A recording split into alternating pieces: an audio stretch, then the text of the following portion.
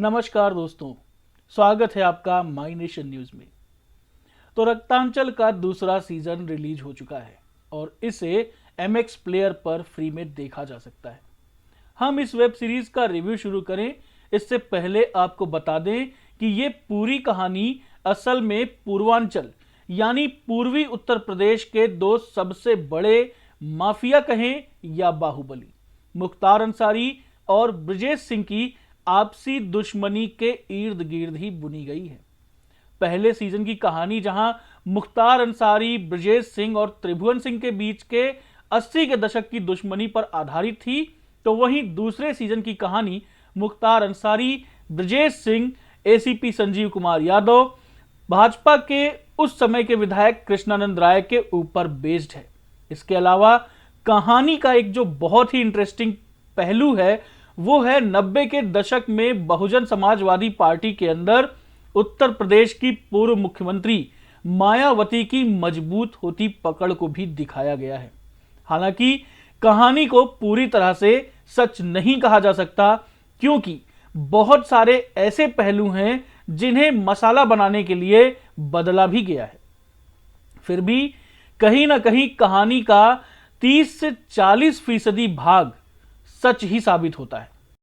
दोस्तों, जब से OTT पर वेब सीरीज का चलन बढ़ा है, ये कहना बिल्कुल गलत नहीं होगा कि पूर्वी उत्तर प्रदेश यानी पूर्वांचल और बिहार के जो माफिया हैं या जो बाहुबली हैं, उनकी लाइफ पर बेस्ड कहानियां कुछ ज्यादा ही देखने को मिल रही हैं। ZEE5 पर रंगबाज का पहला सीजन गोरखपुर के माफिया श्री प्रकाश शुक्ला की रियल लाइफ पर बेस्ड था, तो वहीं मिर्जापुर, अगर आपको याद हो तो मिर्जापुर की कहानी भी पूर्वांचल बेस्ड ही कहानी थी। हालांकि मिर्जापुर की जो कहानी थी वो रियल लाइफ ना होकर के एक फिक्शनल कहानी थी।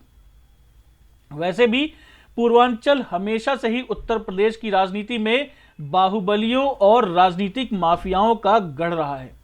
जो लोग रक्तांचल का दूसरा सीजन देखकर कह रहे हैं कि कहानी को जबरदस्ती का राजनीतिक रुख दिया गया है या क्राइम कुछ ज्यादा ही दिखाया गया है, शायद ऐसा कहने वाले लोग पूर्वांचल की इस वर्चस्व की लड़ाई के बारे में ठीक से जानकारी नहीं रखते।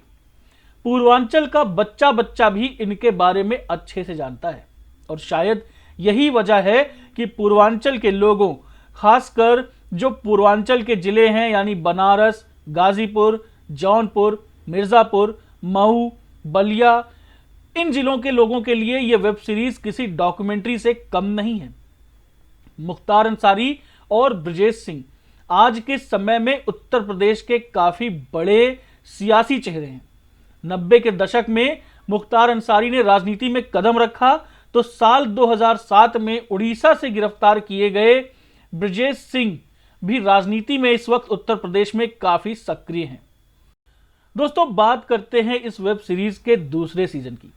तो कहानी शुरू होती है मुंबई से, यानी साल 1992। उस वक्त बॉम्बे, जब बॉम्बे पुलिस की कस्टडी में अस्पताल में भर्ती 3 शातिर अपराधियों को विजय सिंह अस्पताल के अंदर ही गोलियों से भून देता है।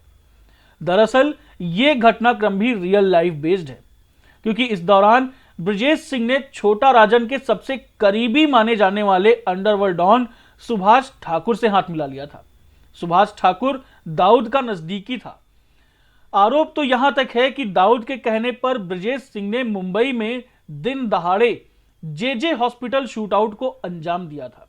JJ हॉस्पिटल में अरुण गवली गिरोह का हलदंकर भी मारा गया था। अब क्योंकि ब्रजेश ग्रुप का ऐसा मानना था कि दाऊद इब्राहिम की बहन हसीना पारकर के पति की हत्या में हलदंकर ही शामिल था, इसी शूटआउट में एक सब इंस्पेक्टर और 2 कांस्टेबल भी मारे गए थे। ब्रजेश सिंह उस वक्त दाऊद इब्राहिम का शार्प शूटर माना जाता था। हालांकि 1993 के बम धमाके के बाद, जो मुंबई में बम ब्लास्ट हुआ था 1993 में, उसके बाद दाऊद और सुभाष ठाकुर अलग हो गए थे। वो एक ऐसा वक्त था जब बनारस के गैंगवार में भी एक तरफ दाऊद तो दूसरी तरफ सुभाष ठाकुर भी दिखाई देने लगा था। इस हत्याकांड के बाद विजय सिंह वापस फिर से बनारस आता है और एक बार फिर से वसीम खान से बदला लेने की धुन में लग जाता है। वहीं विजय सिंह को प्रदेश के गृह मंत्री रामानंद राय का संरक्षण मिला होता है। मुंबई के सर एसजे हॉस्पिटल शूटआउट के बाद मुंबई पुलिस का एसीपी हिमांशु पटनायक इस अपराध के सूत्रधार उदय ठाकुर को अरेस्ट करता है तो अपराध को अंजाम देने वाले विजय सिंह का नाम सामने आता है। लेकिन विजय सिंह 4 साल पहले वसीम खान के हाथों मारा जा चुका है, इसलिए मीडिया मुंबई पुलिस का माहौल बना देती है, जिसके चलते इस पूरे मामले की छानबीन करने एसीपी हिमांशु पटनायक खुद बनारस आता है और विजय सिंह के बारे में तफ्तीश शुरू कर देता है। इधर विजय सिंह अपने दुश्मन वसीम खान से बदला लेने के लिए उसके ठिकानों और अवैध कामों पर कब्जा करने लगता है, जिससे परेशान होकर वसीम खान विजय सिंह के चाचा यानी बेचन सिंह की हत्या करवा देता है, जिसके बाद विजय और भी ज्यादा बौखला जाता है। इसी दौरान उत्तर प्रदेश की राजनीति भी बदलती हुई दिखाई देती है। प्रदेश में दलितों का सपोर्ट करने वाली सरकार है और ऐसे में एक दलित परिवार के हत्याकांड में गृह मंत्री रामानंद राय का नाम सामने आने के बाद उन्हें अपने मंत्री पद से इस्तीफा देना पड़ता है। रामानंद राय की जगह पर वसीम खान को प्रदेश का गृह मंत्री बना दिया जाता है। इसके बाद प्रदेश की राजनीति एक अलग ही रंग लेती है, जब मुख्यमंत्री बंसीराम बहुत ज्यादा बीमार हो जाते हैं और पार्टी के 3 बड़े नेता रामानंद राय, वसीम खान और सरस्वती देवी में सीएम पद के लिए खींचतान शुरू हो जाती है। तीनों ही सीएम बनने के लिए अलग अलग राजनीतिक समीकरण जोड़ना शुरू कर देते हैं। इन सबके चलते कहानी में काफी कुछ होता है जो लोगों को एपिसोड दर एपिसोड बांधे रहता है।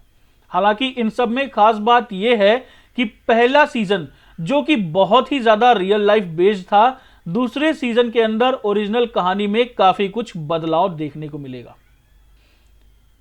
दोस्तों, जहां तक एक्टिंग की बात की जाए तो निकितन धीर पूरी सीरीज में छाए रहे हैं। उनका हाव भाव, पर्सनैलिटी, लुक काफी हद तक 90 के दशक वाले मुख्तार अंसारी की याद दिलाता है। वहीं क्रांति प्रकाश झा ने विजय सिंह के किरदार को बेहतरीन ढंग से जिया है। सरस्वती देवी बनी माही गिल 90 के दशक की मायावती की याद दिलाती हैं, तो वहीं करण पटेल ने एसीपी हिमांशु पटनायक के किरदार में जान डाल दी है। आशीष विद्यार्थी ने रामानंद राय के किरदार में एक बार फिर से साबित कर दिखाया है कि उनका नाम उम्दा कलाकारों की लिस्ट में आखिर क्यों शामिल किया जाता है। दोस्तों, बात करते हैं कि आखिर इस वेब सीरीज को क्यों देखें। तो अगर आप बॉलीवुड की रीमेक और घिसी पिटी फिल्मों से बोर हो चुके हैं और आपको रियल लाइफ बेस्ड या पूर्वांचल और बिहार के बाहुबलियों और माफियाओं पर बनी कहानियों में दिलचस्पी है, तो यह वेब सीरीज आपके लिए फुल एंटरटेनमेंट साबित होगी। लेकिन अगर आपको गाली गलौज और क्राइम वाली फिल्में नहीं पसंद हैं, तो इस वेब सीरीज को ना ही देखें तो बेहतर होगा। दोस्तों, आपको हमारा ये रिव्यू कैसा लगा हमें कमेंट करके जरूर बताइएगा। इसके साथ ही आपको रियल लाइफ पर बेस्ड कौन सी फिल्म या सीरीज सबसे ज्यादा पसंद है, हमें कमेंट बॉक्स में जरूर बताएं। हमारे साथ बने रहने के लिए हमारे चैनल को सब्सक्राइब करें और बेल नोटिफिकेशन भी ऑन कर दें, जिससे आपको हमारी हर वीडियो की नोटिफिकेशन मिल सके। नमस्कार दोस्तों।